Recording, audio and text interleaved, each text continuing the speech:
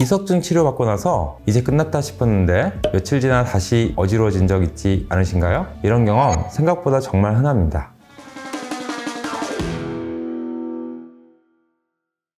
안녕하세요. 닥터진의 시원톡톡 진봉준 원장입니다. 이석증은 치료 자체가 어려운 병은 아닙니다. 하지만 문제는 치료가 끝난 다음입니다. 치료는 잘 됐는데 며칠 지나서 다시 어지러워지면 이런 생각이 먼저 들죠. 병이 다시 생긴 건가? 결론부터 말씀드리면 그렇지 않은 경우가 훨씬 많습니다. 재발의 원인은 병이 아니라 매일 밤 반복되는 잠버릇인 경우가 정말 많습니다. 오늘 영상에서는 이석증 치료 후 재발을 부르는 자는 동안 무의식적으로 하는 행동을 짚어보겠습니다.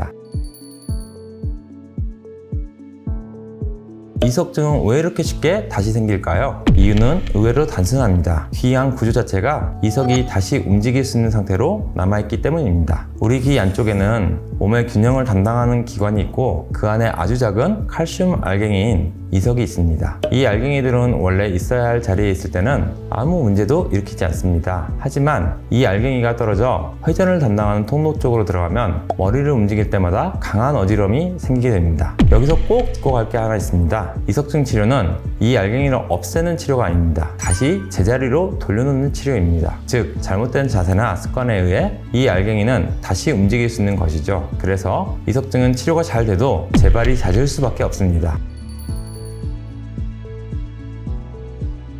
이석증이 재발한 분들, 평소에 어느 쪽으로 주무세요? 제가 항상 먼저 묻는 질문인데요. 전정기간의 이석은 중력 영향을 그대로 받습니다. 그런데 수면 중에는 머리가 몇 시간씩 같은 각도로 유지되는 경우가 많죠. 특히 한쪽으로만 누워 자면 그쪽 방골이관이 아래를 향한 상태가 오랜 시간 유지됩니다. 이건 말 그대로 이석이 다시 들어가기 가장 좋은 조건입니다. 그래서 이석증을 한 번이라도 겪으셨다면 한쪽으로만 누워 자는 습관이 있지는 않은지 반드시 점검해 볼 필요가 있습니다.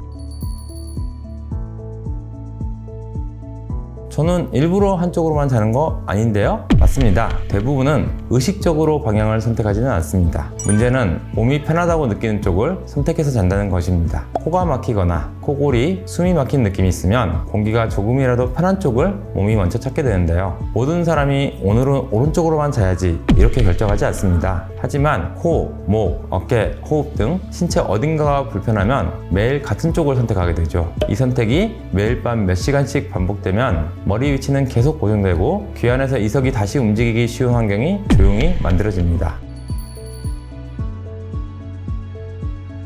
이 얘기 그냥 느낌적인 이야기가 아닙니다. 이석증 환자들을 대상으로 잠자는 방향과 재발을 비교한 연구가 있습니다. 치료 후 이쪽으로는 절대 자지 마세요 라고 강하게 제안받은 사람들과 편한 자세로 주무세요 라고 안내를 받은 사람들을 비교해 봤습니다. 결과는 어떻게 되었을까요? 억지로 잠자는 방향을 제안한 쪽에서 오히려 재발이 더 많았고 자세를 고정하지 않고 자연스럽게 잔 경우에는 재발이 더 적었습니다. 이 말은 결국 이겁니다. 이석증은 자세를 억지로 잡는다고 막아지는 병이 아닙니다. 한쪽으로만 계속 자는 습관이 재발을 부르는 진짜 문제입니다.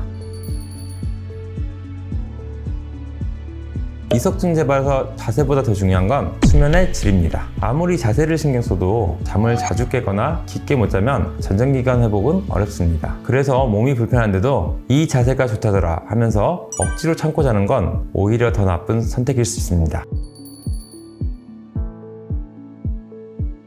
이석증 재발은 수면 자세만으로 재발을 높이지는 않습니다. 낮 동안의 생활 패턴에서도 영향을 받죠. 우선 운동량이 부족한 경우에도 재발 위험이 높아진다는 보고가 있습니다. 다만 과격한 운동이나 머리를 심하게 흔드는 운동은 오히려 증상을 악화시킬 수는 있습니다. 걷기나 계단 오르기 같은 일상적인 활동이 재발 방지에는 도움이 되니 이석증이 자주 재발하시는 분들은 평소 생활 습관 관리를 꾸준하게 해보시기를 바랍니다.